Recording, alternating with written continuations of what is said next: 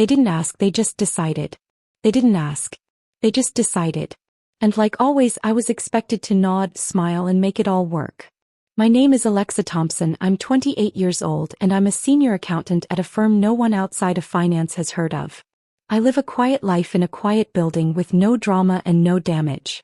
Everything I have, I built from the ground up. My degree, my job, my credit score, even my kitchen table. No handouts. No shortcuts. But if you ask my family, they'd probably say I'm the cold one. Not because I've ever yelled, stormed out, or done anything cruel. Simply because I stopped cleaning up their messes. You see, I have an older sister, Lauren, 2 years ahead of me but somehow always 5 steps behind.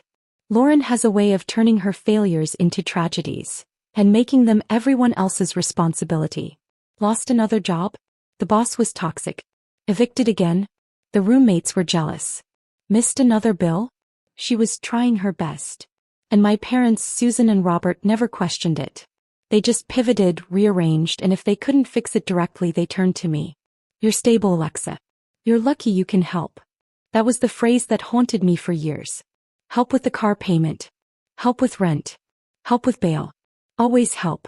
And when I dared to say no even once, I was the one burning bridges. I learned early on. My value in that family wasn't in being loved. It was in being useful. But usefulness has limits. And they were about to find mine. Sunday dinner. Sunday dinner in our house had a rhythm. Same casserole. Same table. Same undercurrent of pressure disguised as politeness. That evening something felt rehearsed.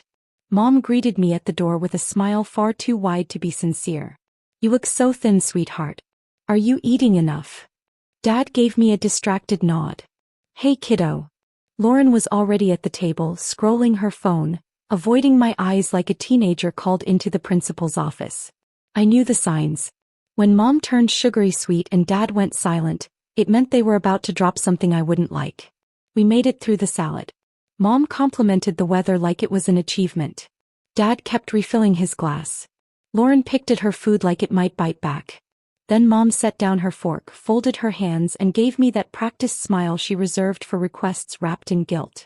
Alexa, she began softly, we've been talking. Lauren's had a rough time lately and, well, she's going to be moving in with you for a little while. Just like that. No question. No discussion. Said like she was offering me cookies, like of course I'd say yes. I felt the room pause, waiting for me to resist. Waiting for the pushback they could call selfish. I looked at Lauren. She glanced up quickly, then away. Dad cleared his throat, already bracing for the argument. Dad, I smiled. Of course, I said lightly. If it helps Lauren get back on her feet, I don't see why not. The silence was sharp. Mom blinked, caught off guard. Dad exhaled, relieved.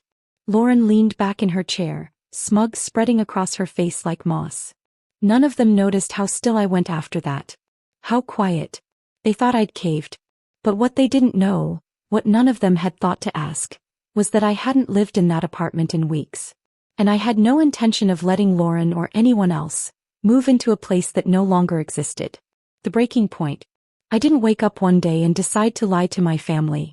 It took years, years of disappointments, guilt-wrapped favors, and sacrifices quietly erased. Years of realizing that in my family, love came with strings, and being the strong one just meant being the most convenient to use. When I was 21, Lauren's car was repossessed. She called me sobbing, swearing she needed it for a new job.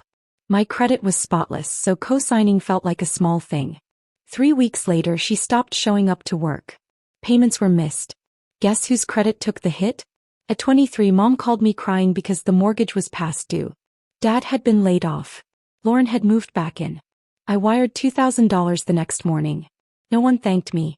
Christmas, Mom gave me a mug that said "World's Best Daughter." I almost laughed. At 25, Lauren got a DUI. Dad begged me to keep it quiet, said it would destroy the family's reputation. I paid for the lawyer. Lauren never said a word. The next year, when she was pulled over again and I refused to help, Mom called me cold.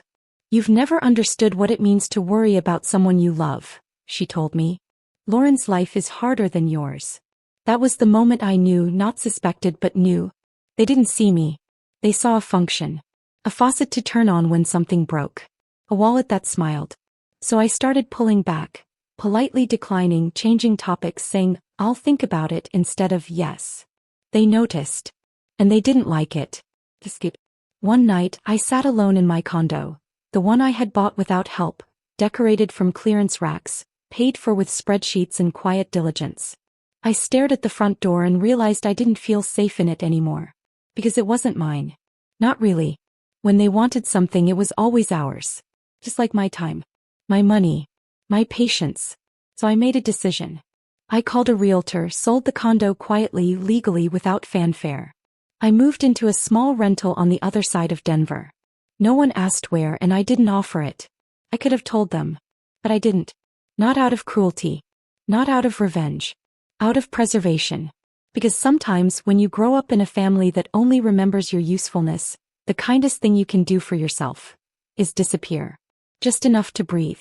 Faith. The text came on Monday. We'll bring Lauren's mattress Saturday morning. Robert's loading the boxes Friday night. She's excited to finally have her own space. I didn't reply. I didn't need to. They were speaking to a version of me that no longer existed. Each message assumed I would open the door, rearrange my life, absorb the weight without making a sound. They'd done it before. They just didn't realize I had stopped listening. By Thursday, Mom was texting me daily. Let me know if you need anything cleaned before she moves in. Lauren says she won't be a burden. She's bringing her own dishes. That one made me laugh quietly over coffee. Lauren hadn't washed a dish in her own apartment in years. So I let it all play out. I didn't push back. I didn't correct them. I waited. Saturday morning. I left early. Coffee first, then a drive across town to nowhere in particular. I wandered through a farmer's market I didn't plan to buy from. I stood in the sun longer than necessary. My phone vibrated 3 times before I checked. Missed calls. Voicemails. I let the 4th call go through. Alexa. It was Mom, but not her soft voice, the brittle one layered with panic. What's going on? There's someone here. Some man. He says he lives in the condo. Says you don't live here anymore. I let the silence stretch. I wanted her to feel it, the unfamiliar space, the missing certainty. You didn't tell us, she snapped. You never said a word. No, I replied evenly. I didn't. Rustling in the background. Dad's voice, sharp and low. Lauren saying something I couldn't catch. Alexa, Mom hissed, what is this? I sold the condo, I said simply. Weeks ago. You what? I moved out quietly. I didn't think it mattered. No one asked where I lived, so I didn't say. For a moment, nothing. I imagined them standing on that porch, bags on the ground, arms crossed, realizing they'd planned an invasion and showed up at the wrong castle. Then Dad's voice cut through. You lied to us. You said she could move in. I said if it helps Lauren, I don't see why not.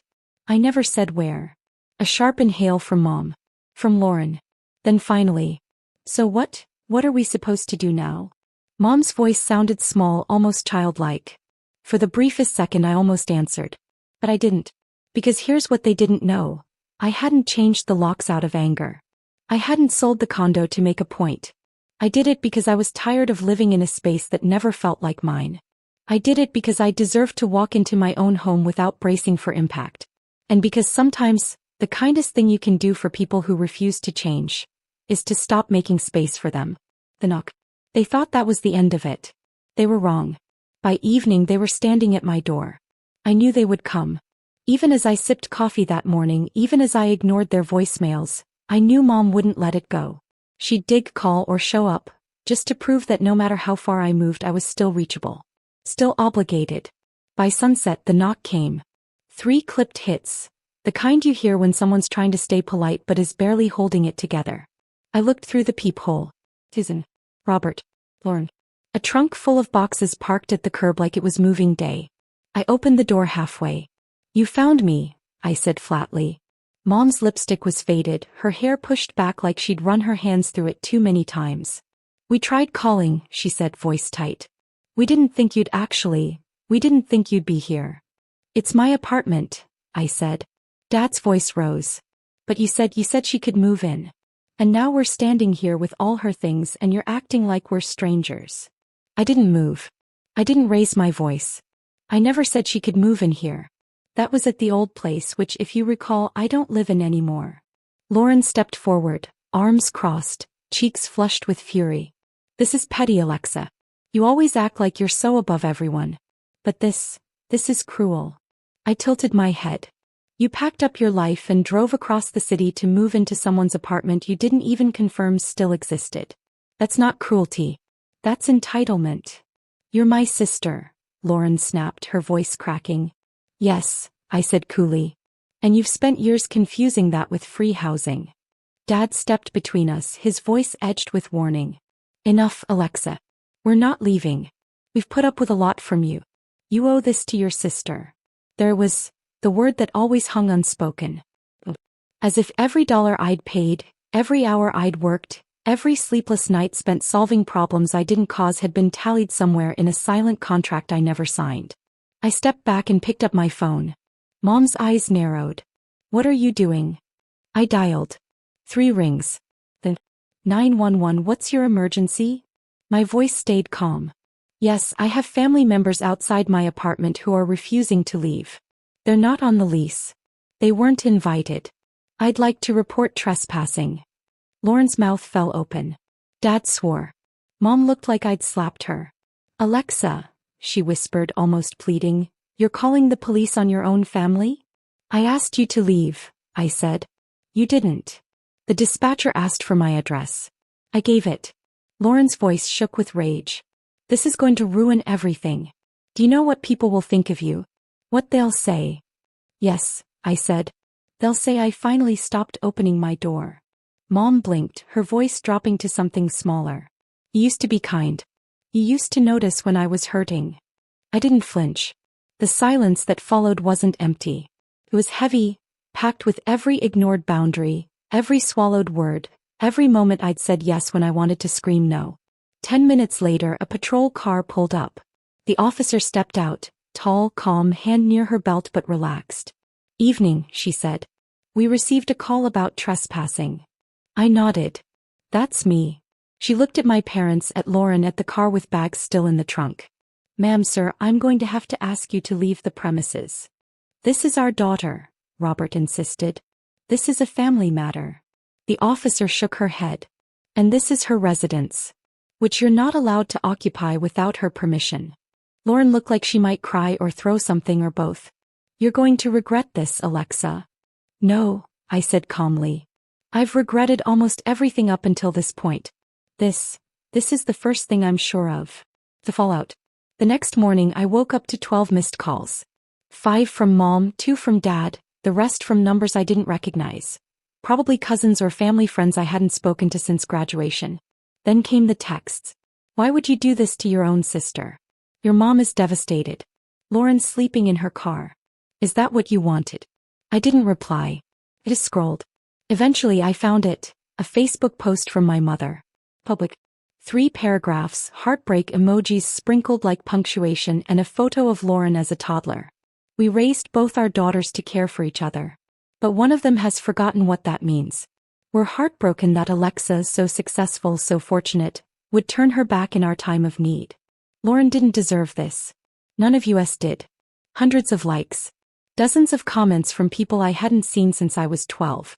Words like selfish, cold, entitled. It wasn't new, just louder. I stared at the screen for a long time. Then for the first time in my life I posted back. A thread. No flair. No hashtags. Just facts. A screenshot of the $2,000 transfer I made to cover the mortgage. A screenshot of my name on Lauren's car loan, followed by the collections notice. A photo of the lawyer's invoice from her DUI case. A timeline of every one-time favor I'd agreed to since I was 21. The receipt showing the sale of the condo. And finally, a message Lauren had sent me 2 years ago calling me a boring robot because I wouldn't let her crash at my place. I ended with one line. I didn't abandon my family. I just stopped volunteering for emotional debt. Then I turned off my phone. Not because I was afraid, but because I didn't need applause. I just needed quiet. And for once I had it. The quiet. That night the apartment was still. No buzzing phone. No knocks from the hallway. Just the hum of the fridge and the occasional creak of old pipes shifting in the walls. I made tea chamomile. Not for sleep. I didn't need help sleeping anymore. It was for the ritual. a soft cup held in both hands, steam rising like forgiveness I hadn't asked for. My phone lit up once. Then again. Lorne. I didn't open the messages. I didn't need to. I knew the rhythm by now. Shock, anger, guilt, pleading, always in that order. I blocked both numbers. Not out of cruelty. Not out of pride. But because not every door deserves to be knocked on forever. I stepped out onto the balcony. The air was cold but not sharp. The kind of cold that reminds you you're alive. Below, the city kept moving, headlights glowing, a dog tugging at a leash, a stranger in a puffy coat too big for spring. A neighbor 2 floors down waved when she saw me. I waved back. It was simple. That small gesture felt more real than most of the things I'd done out of obligation. Inside, I turned off the lights one by one. The living room, the kitchen, the hallway. No picture frames on the walls. No family photos. Just quiet. Just clean space. I didn't feel triumphant. Or bitter. Or broken. I just felt done. Done performing. Done explaining. Done being the spare oxygen mask for people who never learned to breathe on their own. Somewhere out there they were probably rewriting the story again. Casting me as the villain, the cold one, the ungrateful daughter. Let them. I didn't come here to be loved. I came here to stop pretending. I didn't vanish. They just told the story like I had. Now I've written it. Lesson learned. Alexa Thompson finally understood that her value lay not in her family's expectations, but in her own boundaries. Years of being the useful daughter, bailing out her sister, covering debts, absorbing guilt, taught her that in her family love always came with strings. By selling her condo and refusing to enable Lauren's dependency, Alexa realized that self-preservation isn't selfishness. It's survival. She discovered the power of saying no, of reclaiming her space, of letting go of emotional debts she never owed. Her lesson is clear. True strength is choosing yourself even when it means standing alone against those who demand your sacrifice.